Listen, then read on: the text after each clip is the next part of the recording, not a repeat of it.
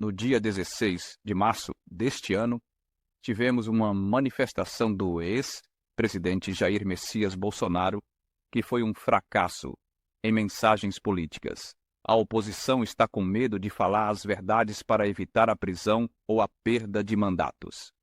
Enquanto que eu falo a verdade por não tenho medo de ser preso, pois cadeia foi feita para homem. A fala de Bolsonaro, que foi centrada em pedidos de anistia, e também denunciou muitos crimes de fraude eleitoral cometidos pela Justiça Eleitoral do Brasil. Quanto aos pedidos de anistia, que significa perdão, não tem cabimento. Razão pela qual os presos políticos do 8 de janeiro não cometeram crimes. Muito pelo contrário. Esses presos foram vítimas de crimes.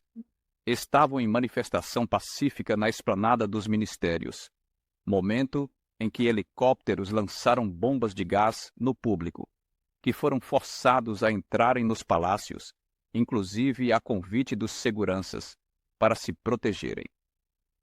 Na época da ditadura militar, as forças de segurança praticavam a tortura e outros absurdos por serem corrompidas por políticos do governo militar.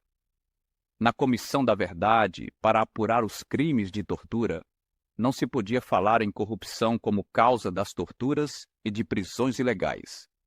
É evidente que esses fatos de perversa corrupção havidos na ditadura militar, muitos se repetem atualmente nas forças de segurança. Houve tentativas de assassinatos em série dos presos políticos do 8 de janeiro, com alimentação contaminada na destruição letal da saúde dessas vítimas do banditismo de Estado. O governo infiltrou arruaceiros na multidão para depredarem o patrimônio público, a fim de criminalizar os pacíficos manifestantes. Outro erro de Bolsonaro foi o de alegar muitas fraudes da Justiça Eleitoral contra essa sua campanha para a reeleição. Razão pela qual a quase totalidade dos ministros de tribunais foi escolhida e nomeada pelo Partido dos Trabalhadores ou por seus aliados. Então, o normal é que cometam crimes na defesa intransigente do PT contra seus adversários políticos. Se Bolsonaro fosse um homem honesto e confiável, faria campanha pelo voto nulo, pelo voto em branco ou pela abstenção eleitoral, como nós fizemos e faremos nesse banditismo de Estado.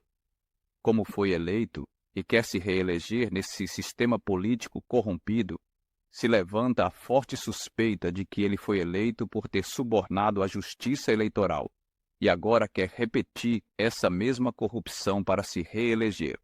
Inclusive, foi criminosamente tornado inelegível, mas que continua em campanha política como se estivesse elegível. Mais uma vez, se levanta a forte suspeita de monstruosa corrupção de ministros da Justiça Eleitoral, que estão a pegar propinas milionárias para eleger novamente Bolsonaro presidente da República. No Brasil, não tem político devidamente habilitado para ser presidente da República, pois o Brasil está totalmente ingovernável. Estamos atolados em um oceano de lama podre. Rogo a todas as pessoas oprimidas, injustiçadas, escravizadas, em vulnerabilidade financeira, para seguirem os nossos conselhos para a libertação nacional.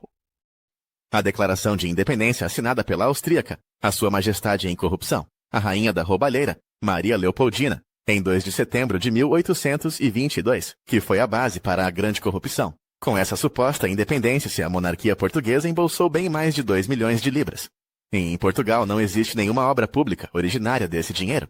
Esse dinheiro também não foi utilizado para fins sociais em Portugal. O destino desse dinheiro foi para a compra de imóveis em nome dos membros das famílias reais portuguesa e brasileira. Foram imóveis comprados em Portugal, no Brasil e no exterior. Diante dessa independência fraudulenta, o povo brasileiro tem o pleno direito natural, líquido e certo de ir às urnas para se manifestar em 2 plebiscitos comandados pela ONU, a pedido de Portugal, para serem realizados em cada estado da Federação e no Distrito Federal. A ONU tem que dirigir esses plebiscitos, e bem como promover a segurança pública do Distrito Federal e de cada estado da Federação, considerando que os tribunais eleitorais do Brasil não são confiáveis. O poder judiciário do Brasil não é confiável por ter ministros escolhidos e nomeados por políticos plenamente corruptos. O primeiro plebiscito é para o povo decidir se aceita a grande corrupção dessa suposta independência, ficando perversamente oprimido e escravizado por Brasília em termos financeiros, salariais e fiscais. Só existe 2 caminhos para nos livrar da opressão e da escravidão dos desgovernos do Brasil. O primeiro caminho é a eleição de uma Assembleia Nacional Constituinte para elaborar uma nova Constituição, com a finalidade de unificar o Brasil, promovendo a integração nacional. Essa Assembleia Nacional Constituinte terá que ser suprema, autônoma e independente, inclusive com poderes para nomear um interventor para governar o Brasil. O segundo caminho é repudiar veementemente essa vergonhosa e grande corrupção das monarquias portuguesa e brasileira, retornando a pertencer a Portugal na condição de estados autônomos, a exemplo dos Açores e da Madeira. A reintegração dos estados brasileiros a Portugal vai representar uma economia de mais de R$1 trilhão anuais para o povo brasileiro.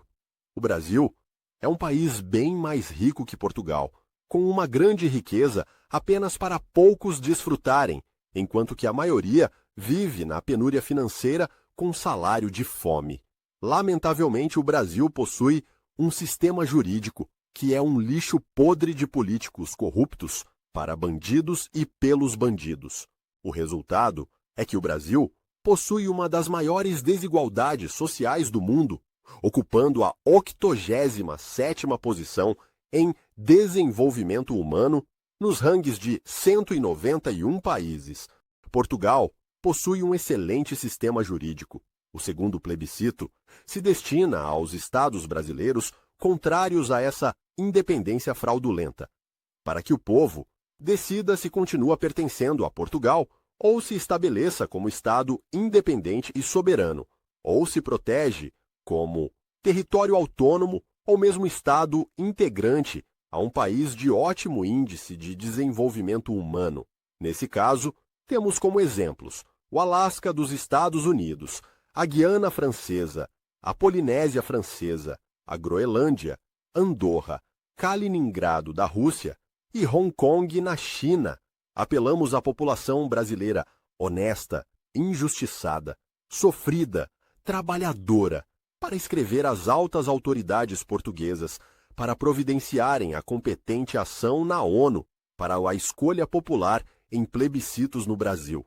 Ao escreverem para as autoridades de Portugal, peço para colocar a petição como peça anexa, considerando que o espaço da página eletrônica destinado à petição é pequeno.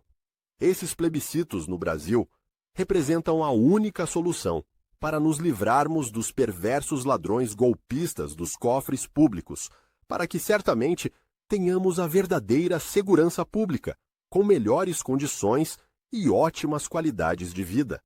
Esses plebiscitos representam também o grande livramento dessa gigante dívida pública do banditismo de Estado que afundou o Brasil em situação totalmente ingovernável.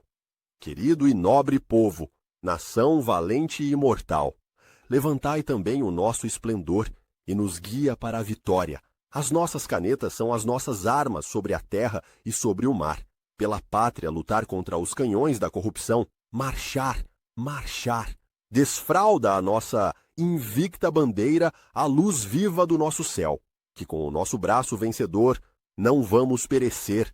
Saudamos o sol que desponta sobre um ridente porvir, pois somos o eco de uma afronta como o sinal do ressurgir. Raios dessa aurora forte são como beijos maternos que nos guardam e nos sustêm contra as injúrias da má sorte.